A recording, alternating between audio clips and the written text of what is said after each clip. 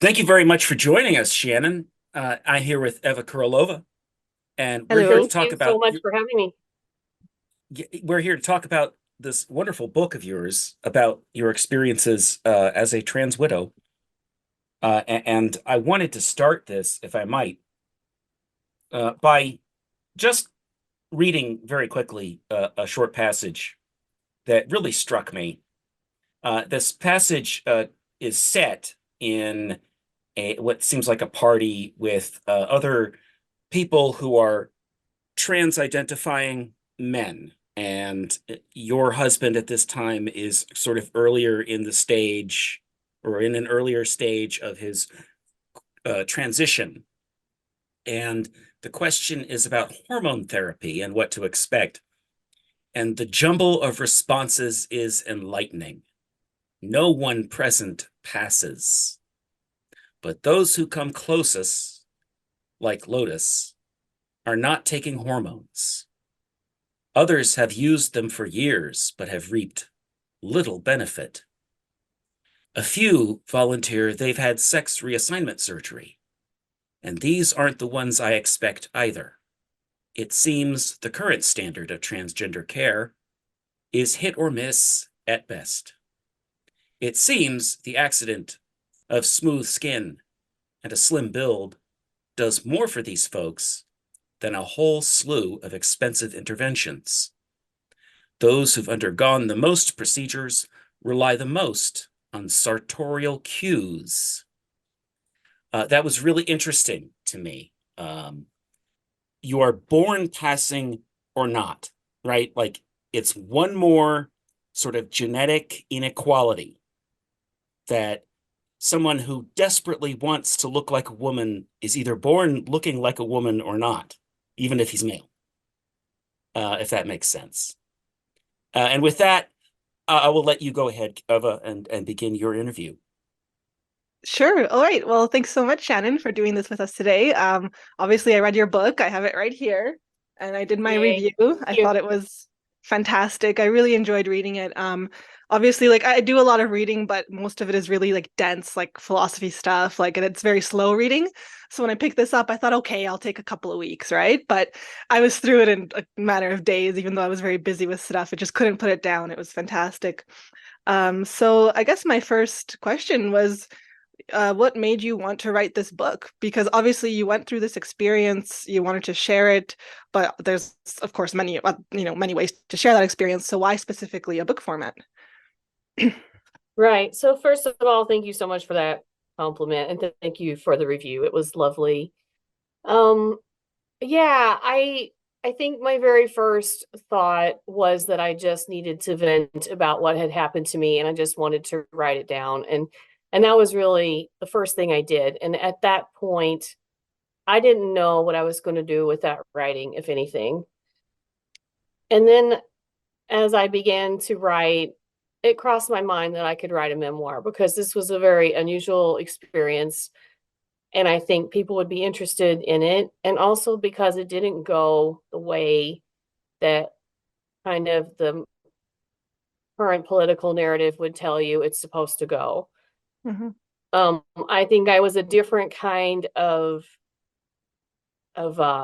trans person's wife than maybe some of the stories that you hear, in that I was welcoming and open and tolerant, and I had a sexually adventurous past, and I had dated women. And so for me, just being, I wasn't against it out of the gate. I wasn't the kind of person that had a hard time because I had a very traditional view of marriage or family or any of that. So that made my story different, and I wanted to tell that.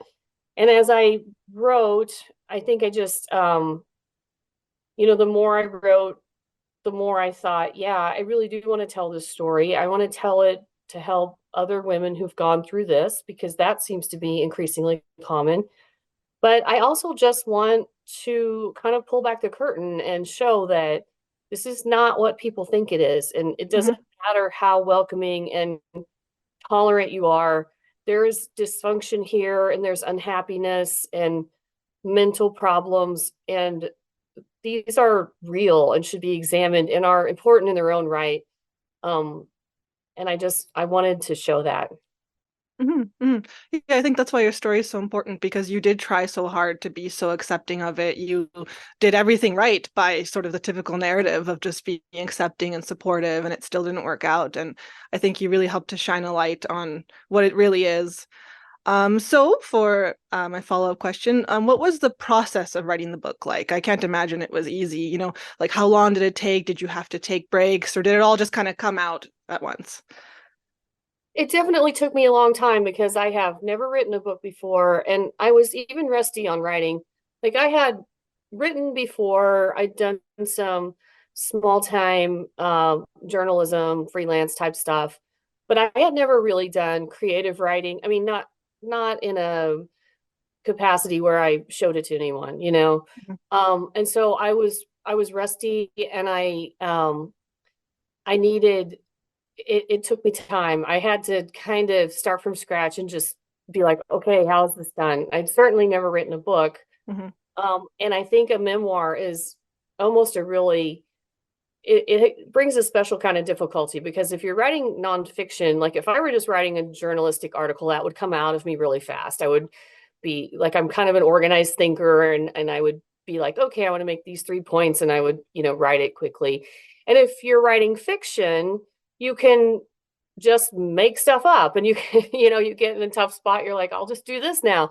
But when you're writing a memoir, it's this interesting blend of both creative writing that you want to resonate with people, but also the truth. And so there was a lot of going back and checking against emails and ticket stubs and, things, evidence that I had of what had actually occurred. And I was trying to be true to what actually happened. And so I think the hardest part of writing was keeping all those arcs straight. And so, there were things I wanted to say, like I wanted to say, we started out very happy and we became miserable. I wanted to say we had good communication and that began to falter. We had good sex and that began to go south.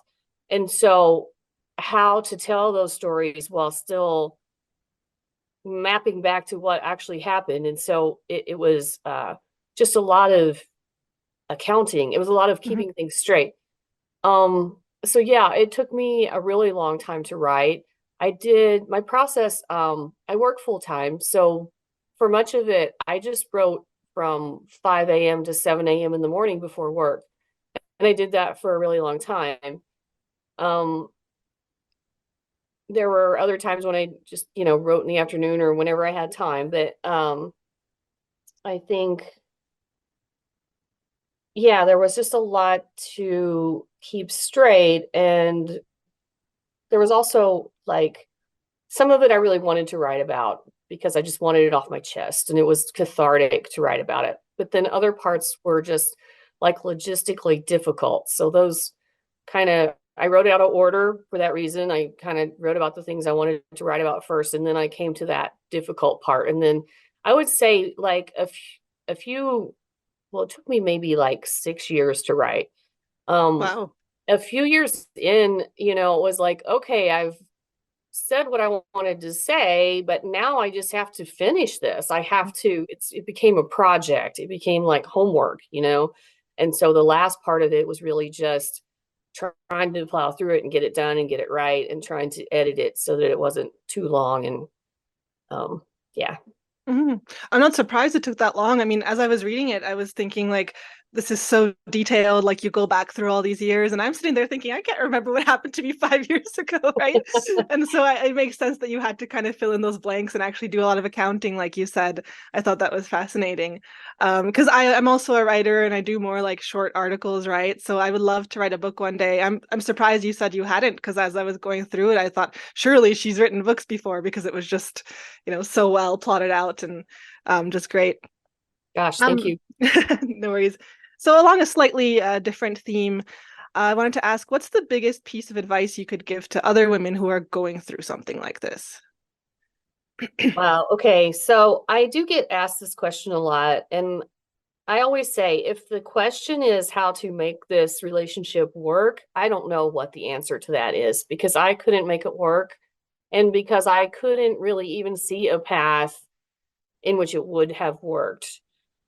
But if the question is how to survive, how to be true to yourself, I mean, that's what I think is the more important piece. I think that what's really necessary is to make sure that you're taking a step back and you're saying, is this what I want for my life? And that is like, you have the right to have the kind of life you want. And I think in this particular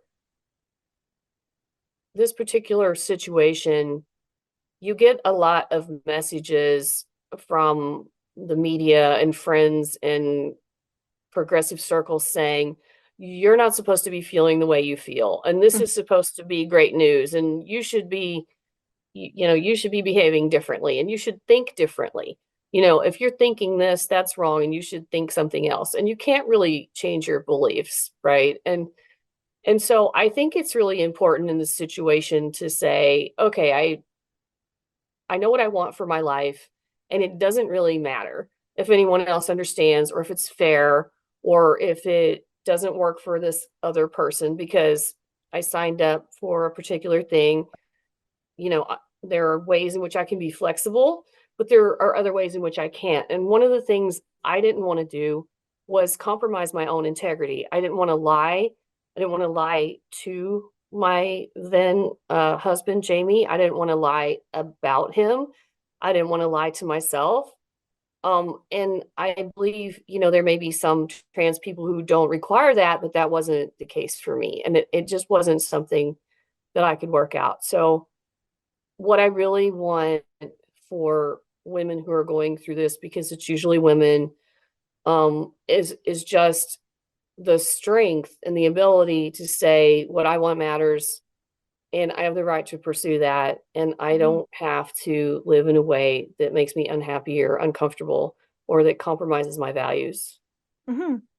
I think that's just really good life advice at the end of the day, Right. just for any situation. I found that passage that I read earlier fascinating, because it was an insight, I thought, and especially how that scene segues right into a guy cracking a sexist joke, 6'6" guy in a dress. It sort of epitomizes everything a little bit too much. And so a reader might be suspicious. A reader might say, wait a minute, Shannon Thrace is embellishing the details of this incident. But actually, probably not. The more you read into this stuff, the more you're nodding along saying, yeah, that's what it's like. That's what the scene is like. Mhm. So speak to that, about the sort of weirdness, the ineffable weirdness of everybody trying to pretend that they pass. That was really fascinating to me. Right. So I'll say this about embellishing. I didn't embellish on any facts. There are times when I collapsed things. This is really typical with memoirs. Maybe things happened over a few different events, and maybe you collapse them into one. I did do that, just because, to keep the story properly edited and easy to read. But all of the things that I report on really did happen. And I think the issue of passing is one in which there was really no embellishment required whatsoever, because that is, in fact, what I saw. What I saw was that I couldn't tell that anyone's hormones or surgery was making any difference at all. Like you said, if they happened to be young, clear skinned, small build, skinny, then they did a pretty good job passing, whether they had had hormones and surgery or not, just by way of clothes and makeup, and sometimes maybe not even that, if they were lucky and really baby faced. If they were 50 when they transitioned, it really doesn't matter what they do. It doesn't make that much difference. And so, yeah, I think one reason why I wanted to report on that is because I think that's really kind of a sad aspect of all this, is that there's this narrative out there that you need to transition, and that you'll pass, and that you'll be able to date the people you're attracted to. And, I think that the the state of care, as I said, it's not that great. It's not that good. People don't pass that well, and almost no one does. And I have met very, very few, well, especially male to female people who pass. Now, the other way, often, if you grow a beard, that makes you, pass at a glance, and most people don't know to look beyond that, and that works. But for male to female people, I can't even, I can barely think of any that I've met that passed. Certainly not at that time, and even since.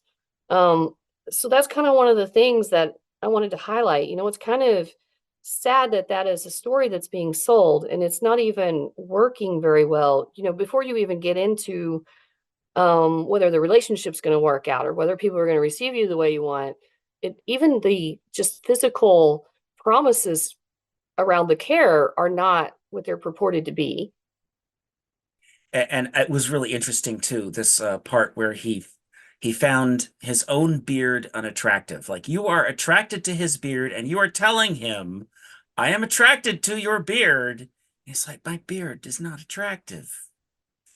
Because it's his own appeal that he's worried about now. And it's interesting, you call it, and you even capitalize it, you call it a black box. And of course, I'm reminded of how many relationships of every kind, end ultimately over lies. And it was interesting that you almost had this black box, you say, where you could observe that it's there and something's going on. You can't see what's going on inside, but these amazing things come out, these new statements. My beard is not attractive. Yeah, so the black box, I use that as a metaphor for the things that were going on in his head that he never really said out loud. And I could tell that there was something there, but I could never really tell what it was. And this was remarkable for me because we had really, really excellent communication before. We had shared really personal things, embarrassing things, deep, intimate conversations. We really hadn't had any trouble with communication before. But now suddenly with the trans identification, there was this black box, and I could ask a question and he would say, I won't talk about that, or you're not allowed to ask that, or I feel unsafe when you ask that. And those were the things that were like in the black box. It's like, what is happening? What is he feeling? What is he referring to? Like, there was so much going on, and some of it was that he was on social media kind of absorbing some ideology and some terminology and stuff like that I was not absorbing. And so when he would say certain things to me, they would feel very mysterious and confusing, and I just didn't know what he was talking about. So that's what I meant by the black box.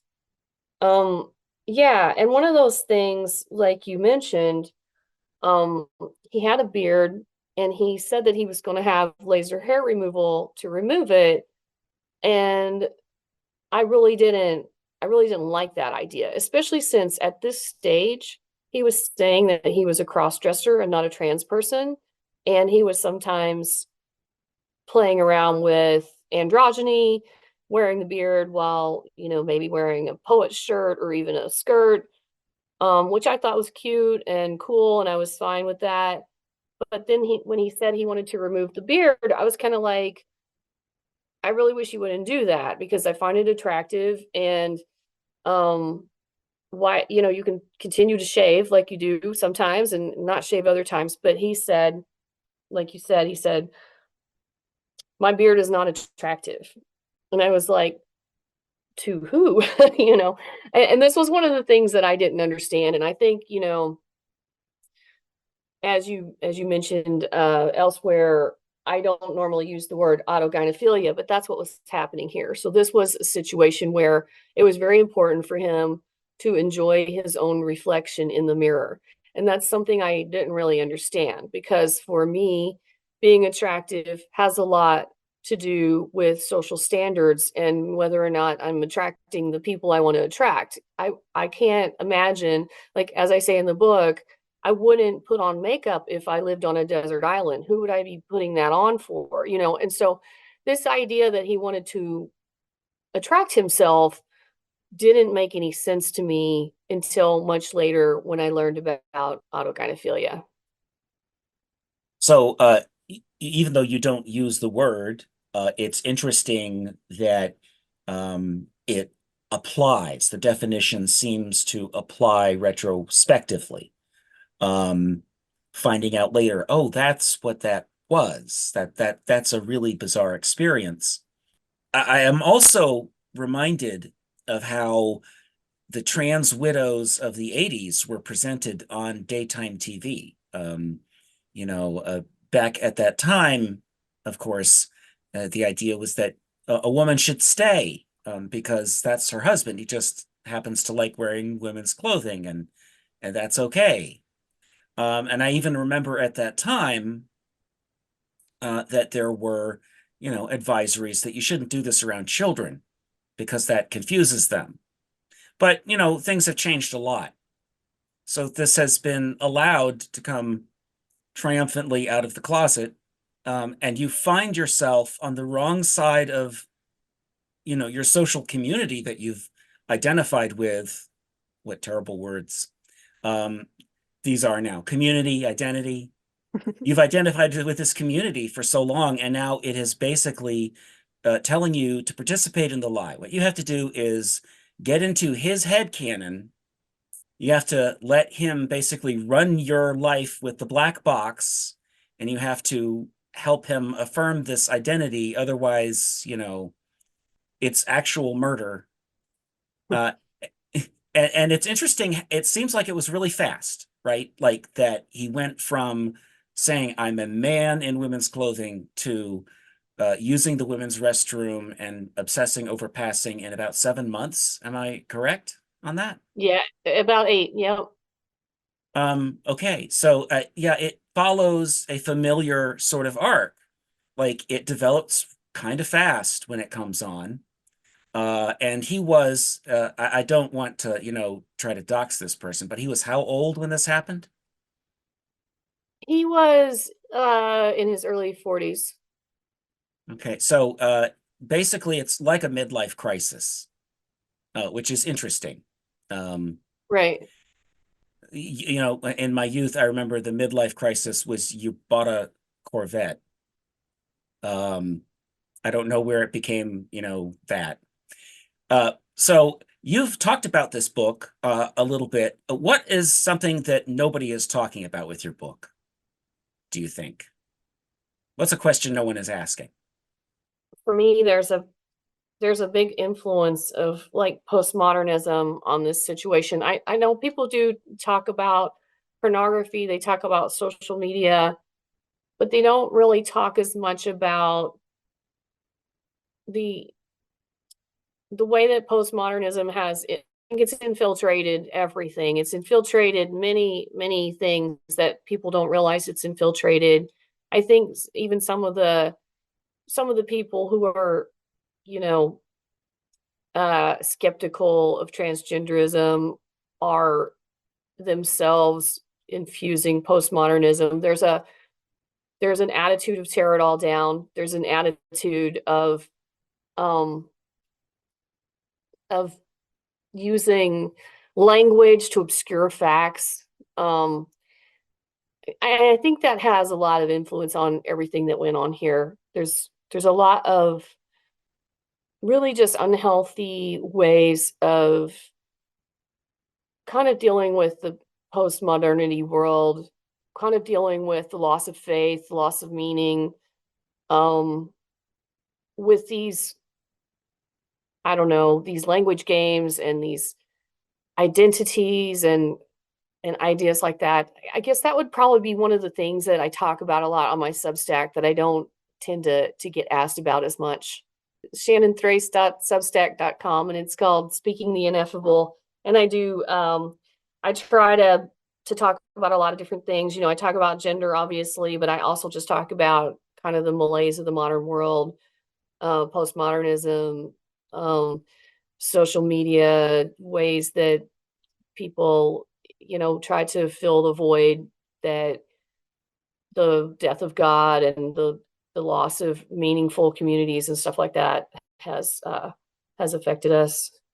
One thing that really struck me reading the book was just the kind of massive personality shift and like personality change that your husband went through. And this is something that I've noticed in a lot of, especially like young teens and kids who go through this. Their parents just say like, "Oh my God, my child it's a different person," and it's hard for me to grapple with because that someone can change so fast in such a short period of time. And I was just kind of wondering, like was it just a complete personality shift, or was there already sort of like grains of this kind of stuff in him already, or do you think it was like fully influenced by this new kind of like culture that he had encountered online?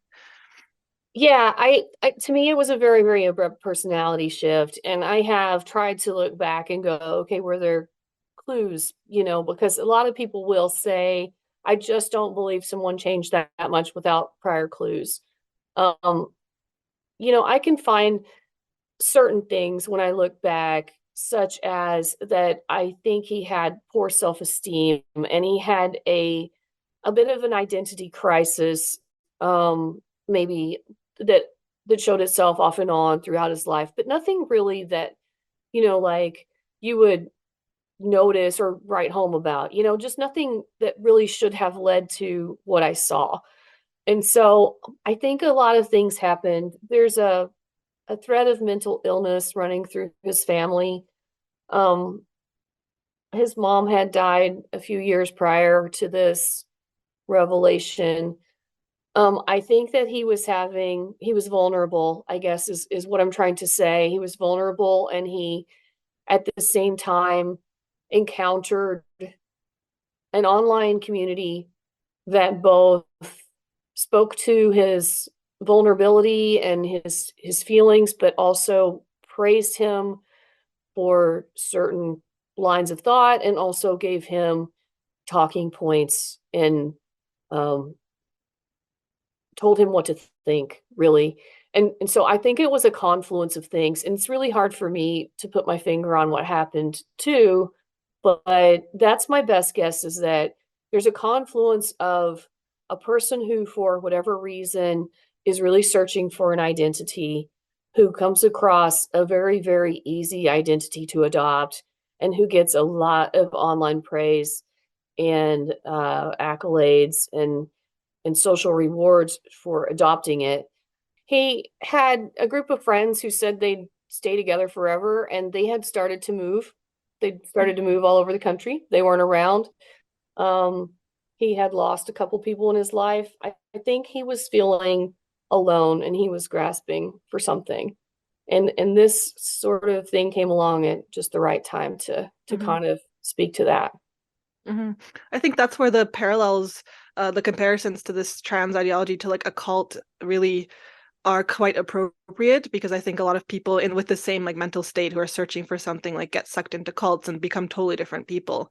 So I thought that was interesting. I don't know what you think about that, but Yeah, I totally get that analogy. I kind of hesitate to use that word, but I totally get that analogy. And I do think, I mean, regardless of how well it fits that exact framework, it certainly has a similar effect in that there's people out there who will immediately affirm these thoughts and who will step in and be your glitter family, and who will just really give you a lot of social rewards for joining them in what they think and believe and do. And that can be very, very appealing, especially in a time of vulnerability. Changing gears here a little bit from the book to kind of the topic of sort of cancel culture and stuff.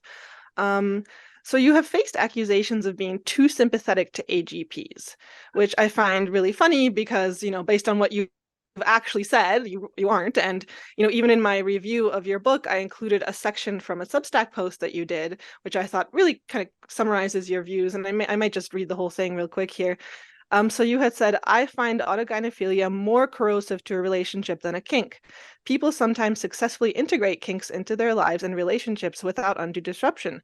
Autogynephilia is narcissistic and antisocial at best, and it's psychologically unhealthy for the sufferer as well as a drain on others in his life. And yet a comment underneath the review had somebody being like, oh, Thrace is, what did it say? She's somewhat captured by AGP, despite reading that and what you've said. So just kind of wondering, what do you have to say about all of this? Yeah, I think that's super hilarious too, because like you said, I explicitly said there that I think it's more corrosive than a kink. A couple of things are going on there, and one is that I almost don't want to bring up this issue again because it's just getting way too much sunlight. But one is that I did not, lose my mind over the crossdresser who was at GenSpect, right? And that's for a couple of reasons. One is that I don't live my life triggered and wounded about my past and in need of, feeling oppressed every time I see a reminder of it, right? That's my personality too. Like I'm just really I'm not the kind of person who does that. And then the other part is that I'm just a very big proponent of liberalism. And so, I do believe that people are allowed to wear what they want and say what they want, and that the best defense against bad speech is better speech. And so in defending those principles, there are a lot of people, I think, who just see this in a very two-dimensional way and who want to go, well, if you didn't take up a pitchfork, then you're on this person's side. I had somebody say, my favorite is that somebody said that I came out swinging for this person. I'm like, I didn't even really talk about this person at all. What I talked about was my reaction. Like, I don't care. This doesn't concern me. I don't need to obsess about this person. That's, because I don't feel like a victim. And also I'm just not a person who has ever cared about people being weird. There are a lot of people in the world who are weird.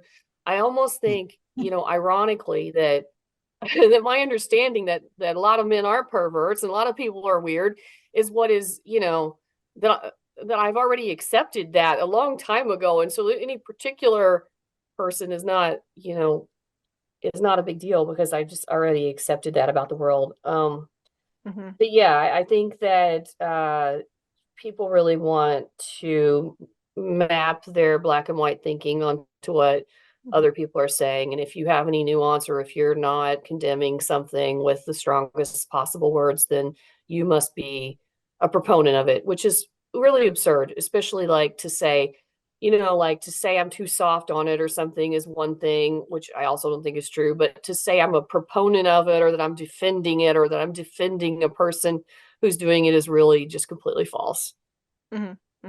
Yeah, I think I have a pretty similar outlook to you, and that's why I get a lot of the same kinds of accusations. Like, I always say that as well, that there's a lot of weird groups of people out there, and if it wasn't for the fact that this gender stuff was literally taking over all our institutions, I wouldn't care. Like, I push back on it because it is, but if there was just some cross-dressing clubs of men or whatever, I'm not going to be protesting in the streets, right? And so I can't get too worked up over like one guy in a dress, right? Yeah. So just for my follow-up, how do you deal with people like that? People who lie about and misrepresent you, like what's your strategy for handling that? There's nothing that you can do. And I don't want to sound like like I'm so enlightened that I don't let it bother me and I've never, responded or anything like that, because it's certainly not true. It gets to us all sometimes. But I mean, what I know with my brain and what I'm trying to internalize more is that there is literally nothing you can do. Because I think, this goes back to like, I read this book by Chris Rojek called Presumed Intimacy. And it's about how in our past, in our evolutionary past, we knew like 100 people. And that's like everyone, like people you knew very well, plus people you barely knew and people that you worked with or interacted with or traded with or whatever. And so that's a number of people that you can manageably like interact with and be civil to and learn how to deal with. And so if some of them are disagreeable, you learn how to deal with that, whether that's that you avoid them or whether it's that you change something about the way you do things just to get interactions with them over with or whatever that is. But now we have social media, and you can know thousands of people in that way in which you sort of feel like you know them, or at the very least they are in your business telling you what they think. And so, some of these people, for one thing, you just cannot, you can't address this many people. You just can't. And even if you did, they would all like log off tomorrow and 1,000 new ones would come on. Yeah.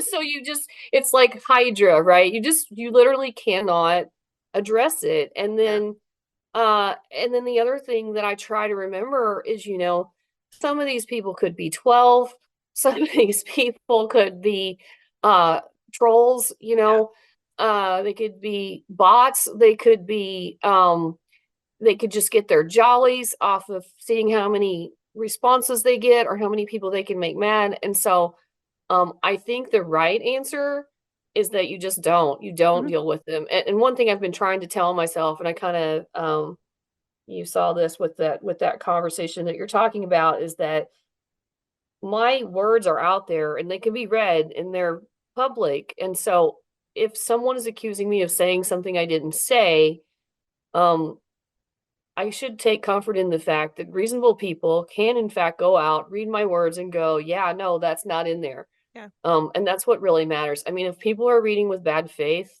you can't help that. And if people are reading with good faith, then they're going to see what I actually believe. Yeah, I think that's a really healthy approach to it. Yeah. What is your creative process per Substack? Right? How do you go about deciding what you're going to write about? And do you ever, do you ever write things that you're like, I'm not satisfied with that? Is there draft material that we don't see, for example? Talk about the process a little bit. Yeah. Well, I started out for over a year writing 2 articles a week, and that was a pretty brutal pace. And I have slowed down on that just a little, but that was my goal. And so what that means is that sometimes I wouldn't know what to write about, and that's kind of where I brought writing prompts in. And then there's also, this kind of ironically ties into what we were just talking about, which is that if I've been spending a lot of time on Twitter and I've been seeing a lot of things that are just crazy, sometimes I'm very inspired to respond to them, and I like to respond with a long form article instead of a comment right there, because it gives me a chance to clarify my thoughts and maybe address like a trend or a pattern of things I'm seeing, or maybe like address a misconception. And I think that's much more valuable than just like firing off a response to the grumpy person. So it's a balance. I'm trying not to spend all my time getting outraged on social media, but it also it triggers writing. So I, sometimes respond to things I'm thinking about or reading about, and I sometimes don't know what to do. And then I kind of, I start searching for writing prompts. So I don't know. I guess that's it. I took I actually got a master's in English while I was writing my book. And there were times with that program where I thought writing prompts were really, really great. I would love to get to a point where I'm just thinking so much about things that I can write without them. But I also do think they sometimes trigger memories or thoughts that I can tie into what I'm thinking about, and that I can use creatively. So it's a little bit of both for me right now. All right. Well, this has been a real pleasure. Shannon Thrace, you have very pretty words, and it is unfortunate that you had to use them to write about this particular type of life experience with this particular type of person. But you've written them beautifully. Thank you very much for doing that. So you joined the primary sources on the shelf. When people are looking back in the future to understand what was going on, they're going to be looking at those 80s episodes of TV, like I said, and then they're going to be reading your book. So, look forward to being part of history. Thank you so much. That's very complimentary.